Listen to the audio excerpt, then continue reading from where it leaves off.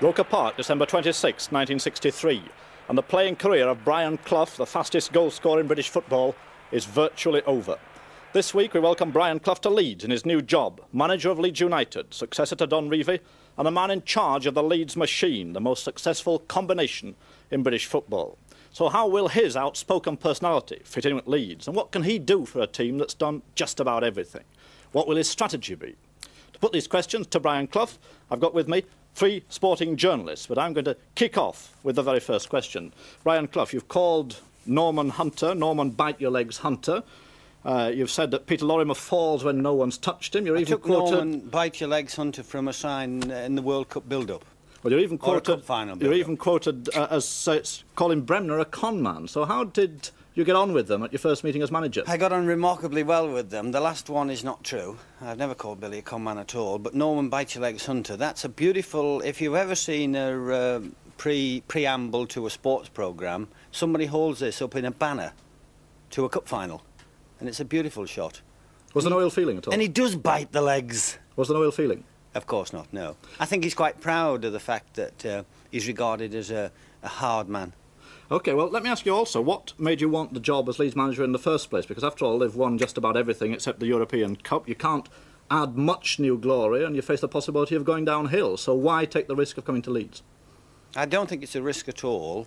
I wanted the job. There was that many questions there in one. It was unbelievable. Well, it's why you want the job, essentially. Good lad. I want the job because they're a top club, if not the top club. And I want to be a manager of the top club. Well, John Sadler of The Sun, your first question. Fine, you've got the job, Brian. You are now manager of the top club. You've inherited a Revie setup, backroom boys, players. Some people call them an ageing side. Some might even say they're over the top. How on earth do you start and tackle a job of this magnitude? Just by the normal procedure I've had right since I came into management. Talking to them, listening to their point of view, giving my point of view, adding a little bit of me here and there, and incorporating everything that's good at Leeds and putting a little bit of me into it. Keith Macklin, your first question. Brian, the criticism that you've launched at Leeds over the years has been quoted. And it's been right. Fine. You also said, I think, in a newspaper article that the Football Association should have fined them infinitely more than £3,000 and possibly considered putting them down into Division 2. I think Leeds have always sold themselves short, Keith. I think they've been champions and they've not been good champions in the sense of wearing the crown remarkably well. I think they could have been a little bit more loved. You know, there are a lot of people jealous of people who are successful, but having said that, apart from that, Leeds were disliked and are disliked. And it's only been the last 12 months where they've started to earn, you know, a little bit of applause from everybody. I want them to be good league champions. Fine. Can I put the second half of my question, Austin, please? Why did you show such alacrity to join them after such vituperative criticism of them over the years? Hello, mate. It'd take me half an hour to explain those two words for a start. As I've already said, they are a top club. When the job's offered to you of a top club, then obviously it's got to be considered. You want to get there, you want to get on with it, you want to be associated with the best in your profession. You want to be associated personally with the best producer, the best everything in your profession. I want to be associated with the best players and the best club. And Leeds are just that. That's why it's got me as chairman. Peter Cooper of the Daily Mirror. Brian, how anxious are you to have Leeds United liked? I'm so anxious and I'd be prepared to finish second instead of first. But on league positions, if I may, Austin, Leeds have never finished a season below fourth. You pretended the other day that you weren't aware of this. I'm sure you were. How do you live now and perhaps during the season with the thought that people are going to say, if this fella Clough finishes fifth with Leeds, he has not done as well as Don Revie? I've never thought of finishing anywhere for a start, but that obviously is an inevitable thing that will arise. But I would prefer you not to, you know, prejudge 9 months. Come and ask me that when I've finished fifth. I think that's a fair answer to a question, you know, which is a little bit hypothetical. But how much does it nag you, the thought that it doesn't nag me at all. People are mindful of this fourth position? Well, I don't know whether they are mindful, Peter, to be very fair, and it hasn't nagged me that much because I've honestly never ever thought of it. If I thought that Bremner and Co could finish or will finish fifth, we would have talked about it this morning.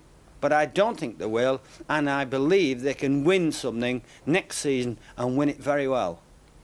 Brian, you've been called big-headed, arrogant, brash, the lot. By your profession, John, yeah, yes. sure, a lot of it right, too. And a lot of it wrong. Fine, I'll concede that. What kind of manager have Leeds hired? How would you define your approach to management, apart from being brilliant? Good lad. Well, thank you for the compliment. It's very, very difficult when you get asked a question like that. What I want to bring into Leeds, because apparently by all intents and purposes they've got everything else there. They have a highly successful team, reputed to have the best back room in the country, reputed to have a stadium which I believe is the best. I'm going to bring a bit of warmth and a little bit more honesty and a little bit more of me into the setup, I hope. Does that suggest, if I might butt in, John, does that suggest that warmth and honesty have been missing in well, your opinion? It certainly suggests a little bit warmth has been missing. And I want this to be incorporated in the Leeds setup, and I want people to realise it and accept it, that they're not machines at Leeds, that they're human beings, etc, etc, etc. This machine type of operation that's got across for so many years doesn't do the lads compliment. It doesn't pay them a compliment, honestly. As people, as personalities. As people. They're very sensitive players, I'm certain. They worry about the professions, and they can still win, as I repeat, they can still win and win well. Sensitive players, Brian, very good players, successful players. Players who are getting old.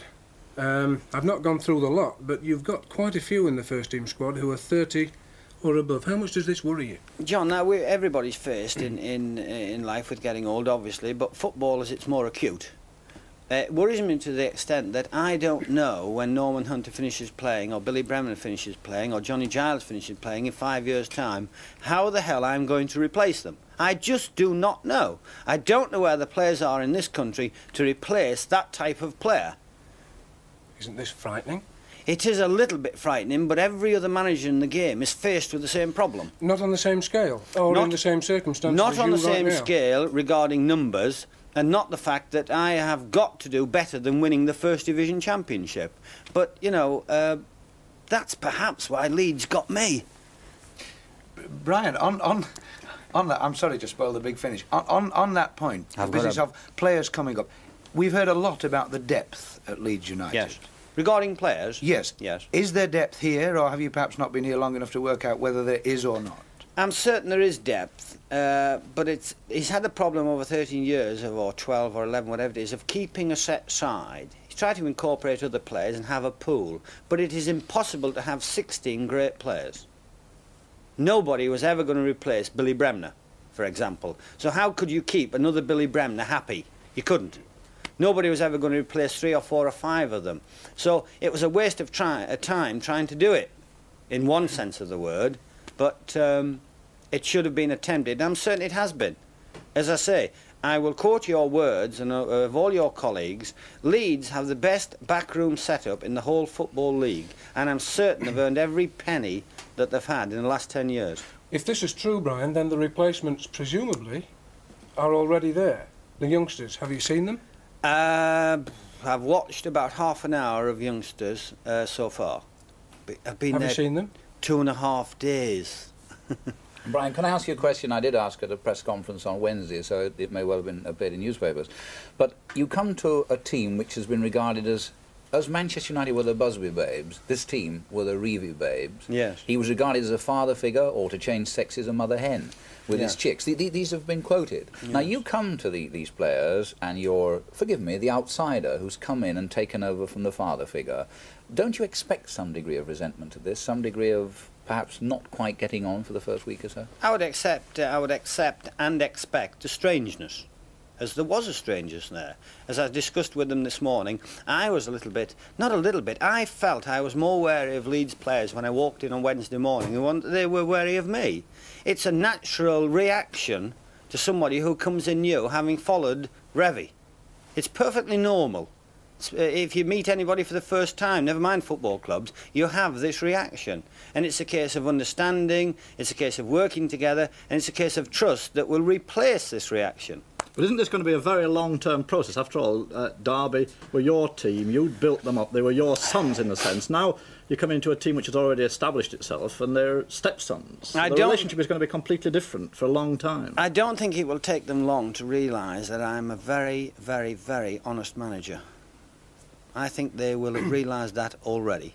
And once having a basis of that understanding, the fact that I am honest and they are talented, then that has started already. But again, this is a difference, because Leeds have been in some ways a cosseted team, whereas you've been outspoken in criticising some of your players. That was discussed this morning, Austin. Well, that came up. That was discussed about how I would react or how they would react to me criticising them publicly. What was the answer?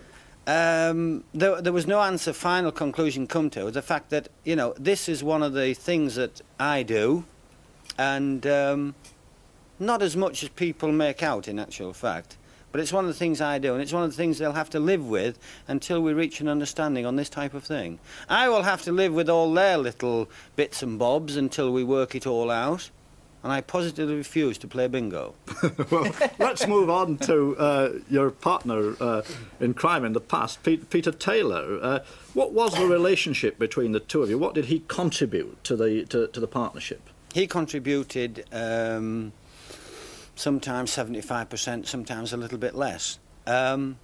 His speciality was the ability to assess a player quicker and better than anybody else in football. Well, did Leeds want him to come with you?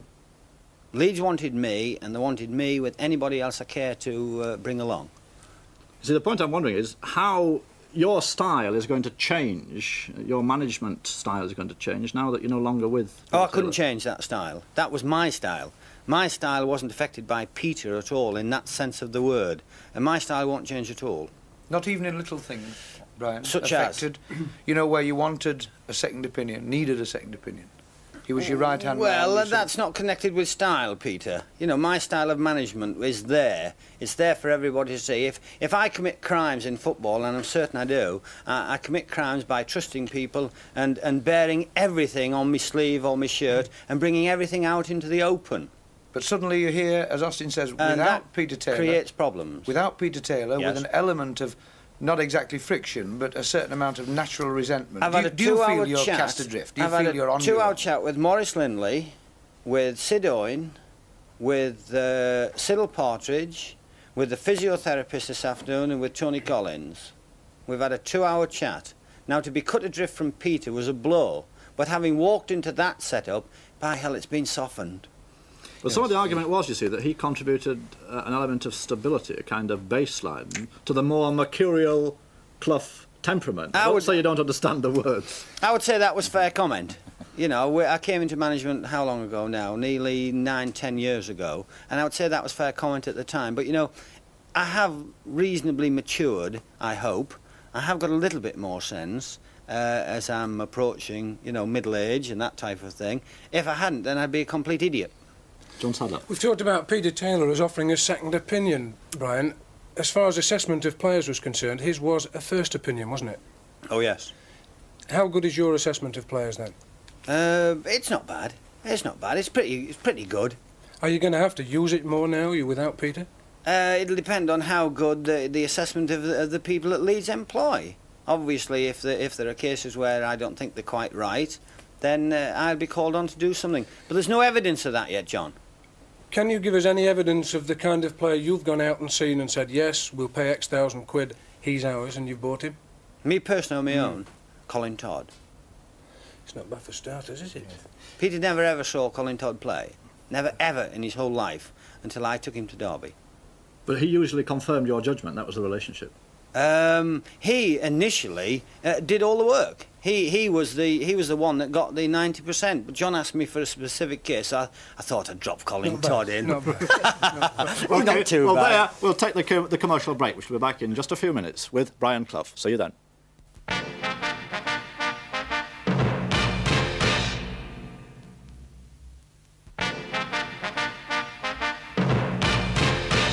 Welcome back to our meeting with Brian Clough, and I'm going to take the chairman's prerogative again and put the first question in this half of the programme. Brian Clough, a couple of seasons back when Leeds and Derby were competing very closely, we saw two very contrasting styles of play, the attacking style of Derby and what you called the Leeds machine. Now, the big problem facing us in Leeds is who's going to change now, the style of play of Leeds, the Leeds machine, or Brian Clough's style? I'm going to incorporate a little bit of me into their machine. and it doesn't want oiling because it runs remarkably well, but it just wants a little bit dropping in. You know, the last drop, the last bit of the cake, so to speak, the almonds on the top.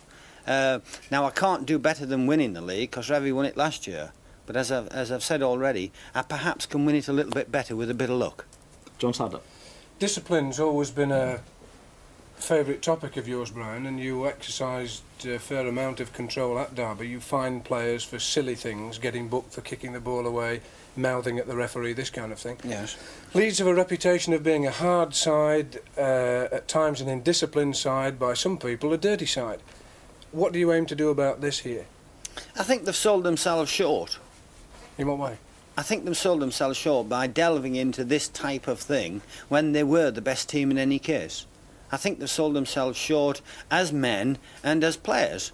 They are so talented and they're so good at their jobs and they're so much professionals that they could have come above all that and won quite comfortably without having been labelled with these type of things. And they did earn the labels, be under no, you know, absolutely it was right what people were saying in the sense that they were disliked and they were niggling and messing about and all that type of thing. And they could have won it quite easily, John, without that. So how are you going to stamp it out, if I can interrupt? Well, we're just going to interpret it a little bit different. You know, it's just a little turn here and a little turn there. Billy, when he gets whacked for a start, little Billy doesn't wear pads. And I'm certain from there to there is absolutely black and blue. And when he gets kicked, it hurts. And he shows he hurts and he gets up and perhaps gestures a couple of times and all this type of thing. You know, we'll try and cut it down a little bit. Does that mean tougher control? You make it sound very gentle. Are you going to be tougher? It's not a case of being tougher, it's a case of explaining the other side of the coin to Billy, telling him how I work, asking him what does he think about it, and then putting it into action.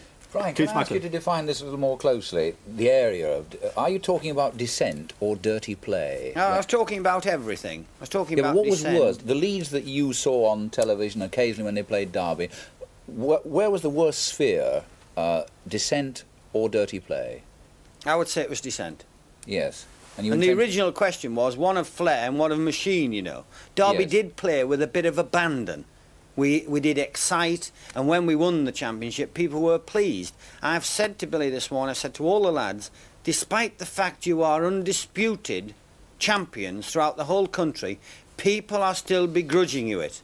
Well, don't you think the first half of last season, when they built up this 11 points lead, yes, and they beat Tottenham Hotspur 3-0 at White Hart Lane, Arsenal 2-1 at Highbury, they played quite brilliant stuff. Held my hands up and told them that they started last season and recuperating some of the lost ground, but you know, it's taken them 10 years. They've sold themselves short for 10 years, and that's a tragedy. That is a player's career. Peter Cooper. Yes, Brian, among the things you can win, or at least the one thing you can win to go better than Don Revie, at least on the record book, is the European Cup, and you've got that to do, in effect, this season, or at least a run at it. What's your feeling about the cynics who might say, well, all right, if Leeds win it, they could still turn round, the cynics, that is, and say, well, that wasn't Brian Clough, that was the team that was already there. Yeah, it's perfectly true, they will do that. That's why on certain aspects of me taking over at Leeds, I can't win. Because if I finish fifth, as you were suggesting earlier on, Pete, I'm going to get stick. If I win it, then they're going to say it was Revy's side in any case. So on that particular angle, I just can't win, and I don't attempt to. How much do you feel like a man over a barrel? Today, when I've been discussing contracts, because Mr. Revy, or Don, or Revy, or the England team manager, whoever, you know, whatever name you want to put to him, left a lot of people with the contracts not signed.